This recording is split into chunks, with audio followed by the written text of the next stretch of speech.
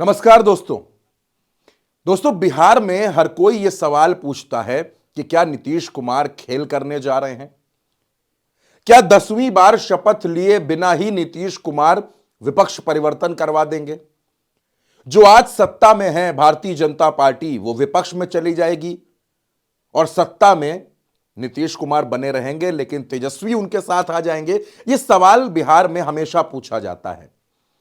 और इधर पिछले 1-2 महीने से, या यूं कह लीजिए जब से महाराष्ट्र चुनाव के नतीजे आए, देवेंद्र फडणवीस मुख्यमंत्री बने, तब से यह सवाल पूछा जा रहा है कि क्या नीतीश कुमार भारतीय जनता पार्टी के साथ असहज होने लगे हैं।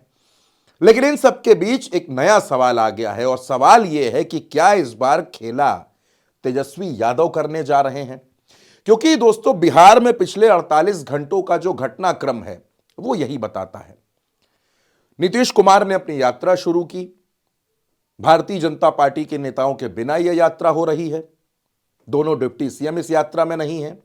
उधर तेजस्वी यादव जो अपने कार्यकर्ताओं से मिल रहे थे, अलग अलग जिलों में जा रहे थे, वो अचानक पटना पहुंचते हैं और पटना पहुंचकर आपने देखा सबसे पहले वो बीपीएससी छात्रों से जो प्रदर्शन कर रहे थे उनसे मुलाकात करते हैं। फिर पटना का बड़ा मशहूर होटल है होटल मौर्य, वहां जाते हैं। उनकी पार्टी के एमएलसी विनोद यादव के पौत्र के छठी कार्यक्रम में जाते हैं और उसके बाद अचानक नीतीश कुमार अकेले गाड़ी से निकल पड़ते हैं और वो जाते हैं पटना के राजवंशी नगर। राजवंशी नगर सरकारी बंगलों का इलाका है दोस्तों। यहां जेडीयू के तमाम नेता रहते हैं, यहां तमाम अधिकारी रहते हैं और सोर्सेस के हवाले से खबर यह है कि तेजस्वी यादव यहीं पर एक सरकारी बंगले में पहुंचे थे। अब कहां पहुंचे थे यह भी अहम सवाल है। राजवंशी नगर में कौन रहता है, चलिए आपको वो भी बताते हैं। दोस्तों, राजवंशी नगर में ये 3 प्रमुख चेहरे रहते हैं। मनीष वर्मा जेडीयू के राष्ट्रीय महासचिव हैं, नीतीश कुमार के सबसे खासम खास लोगों में गिने जाते हैं। नीरज कुमार हैं। नीरज कुमार भी नीतीश के बड़े करीबी हैं, उनकी पार्टी के प्रवक्ता हैं, विधान परिषद के सदस्य हैं। और जमा खान हैं। जमा खान बिहार सरकार में मंत्री हैं, नीतीश कुमार के करीबी नेता हैं। ये तीनों लोग यहां राजवंशी नगर में रहते हैं। राजवंशी नगर में हनुमान मंदिर के पास किसी सरकारी बंगले में नीतीश कुमार के सबसे खासम खास से तेजस्वी की मुलाकात हुई है, ऐसा पटना के सियासी गलियारों में पत्रकारों के बीच में इस खबर की बातचीत हो रही है। अचानक तेजस्वी पहुंचते हैं, अकेले मिलने जाते हैं, सरकारी बंगले में जाते हैं, राजवंशी नगर में जाते हैं, तो इस मुलाकात पर कई सवाल खड़े हो रहे हैं दोस्तों।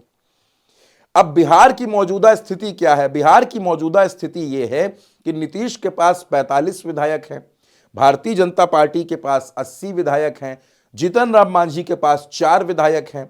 और बिहार में अगर किसी को सरकार बनानी है दोस्तों, तो बहुमत का आंकड़ा है 122, यानी 122 विधायक जिसके पास होंगे सरकार उसी की बनेगी। अब अगर नीतीश कुमार को भारतीय जनता पार्टी से अलग कर दिया जाए तो भारतीय जनता पार्टी सरकार बनाने की स्थिति में नहीं होगी। अगर बीजेपी को सरकार बनानी है तो उसको 38 विधायकों की जरूरत है। अब दोस्तों, 38 विधायक जेडीयू के टूट जाएंगे, यह मुश्किल बात है, क्योंकि जेडीयू के पास 45 विधायक हैं और भारतीय जनता पार्टी 38 विधायक तोड़ लाएगी। यह बहुत मुश्किल है, यह हो नहीं सकता। लेकिन तेजस्वी यादव क्या कर सकते हैं, उसको समझने से पहले थोड़ा आंकड़े देख लीजिए दोस्तों। यह महागठबंधन की स्थिति है बिहार में। आरजेडी के 77 विधायक हैं, कांग्रेस के 19 हैं, सीपीआई एमएल के 11 हैं, सीपीआई के 2 हैं, सीपीएम के 2 हैं और एआईएमआईएम यानी कि ओवैसी की पार्टी का 1 विधायक है। अब इस टोटल नंबर को जब आप जोड़ते हैं तो ये 112 हो जाता है। और आंकड़ा कौन सा चाहिए सरकार बनाने के लिए? 122। अब 122 यानी सरकार बनाने के लिए तेजस्वी को सिर्फ 10 विधायकों की जरूरत है। दोस्तों, 38 विधायकों को तोड़ना मुश्किल हो सकता है, लेकिन 10 विधायकों को तोड़ना मुश्किल नहीं हो सकता। बहरहाल, अब तेजस्वी यादव जो अचानक मुलाकात कर रहे हैं, इस मुलाकात के मायने क्या हैं? जब आप बैकग्राउंड देखते हैं, पिछले 10-12 दिनों में राजनीति के बैकग्राउंड को देखेंगे तो आपको नजर आता है अमित शाह का वो बयान, जिस बयान में उन्होंने बाबा साहब का कथित तौर पर अपमान किया, जो आरोप विपक्ष लगा रहा है, और नीतीश कुमार उस मुद्दे पर कुछ बोल नहीं रहे, चुप हैं, वो अपनी यात्रा निकाल रहे हैं। वो एक पोस्टर भी जारी करते हैं। उस खबर के बारे में भी मैंने आपको बताया था कि किस तरह से उस पोस्टर को जारी करके नीतीश कुमार ने खलबली मचा दी है। लेकिन अगर तेजस्वी यादव और कांग्रेस और पूरे गठबंधन के पास यह स्थिति है कि महज 10 विधायक चाहिए, दोस्तों इस नंबर पर गौर करिए, तो क्या तेजस्वी यादव कोई खेल करने के लिए अचानक पटना आए? क्योंकि भारतीय जनता पार्टी के लिए 38 विधायकों का जुगाड़ करना बहुत मुश्किल काम है। और दूसरा, जब यह सवाल पूछा गया कि क्या नीतीश कुमार बिहार में एनडीए का चेहरा होंगे, इस सवाल के जवाब में क्या आया? अमित शाह कहते हैं कि पार्लियामेंट्री बोर्ड तय करेगा। भारतीय जनता पार्टी के प्रदेश अध्यक्ष दिलीप जायसवाल कहते हैं कि चेहरा तो नीतीश कुमार हैं ही, लेकिन फिर वो पलटते हैं और वो कहते हैं कि आखिरी फैसला पार्लियामेंट्री बोर्ड लेगा। यानी सब कुछ बीजेपी का पार्लियामेंट्री बोर्ड तय करेगा। तो फिर जेडीयू क्या करेगा? जनता दल यूनाइटेड, जिसके सर्वे सर्वा नीतीश कुमार हैं, वो क्या करेंगे? कैसे तय होगा बिहार में कौन मुख्यमंत्री बनेगा? क्या नीतीश कुमार अपनी सत्ता जो 2 दशक से उनके पास है, 2 दशक से कुर्सी उनके पास है, वो बड़ी आसानी से भारतीय जनता पार्टी को दे देंगे?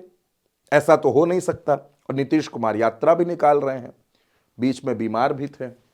और बिहार की राजनीतिक परिस्थितियां, बिहार की राजनीतिक घटनाएं, बिहार का सियासी इतिहास ये बताता है कि नीतीश कुमार जब चुप हो जाएं, नीतीश कुमार जब बीमार हो जाएं और नीतीश कुमार जब यात्रा निकालना शुरू कर दें, तो उसके बाद वो बड़ा फैसला ले लेते हैं। बिहार की राजनीति में दोस्तों खरमास का भी बड़ा अहम किरदार है। मकर संक्रांति के दिन दही चूड़ा का आयोजन बिहार में होता है और दही चूड़ा के आयोजन से बिहार में सियासत बहुत ज्यादा पलटने लगती है।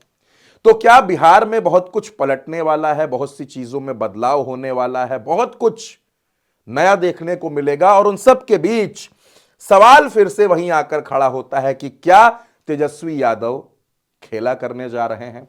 दोस्तों, इस खबर के बारे में आपकी जो भी राय हो, आप अपनी राय कमेंट बॉक्स में हमें जरूर बताइएगा और उल्टा चश्मा यूसी को सब्सक्राइब करना बिल्कुल मत भूलिएगा।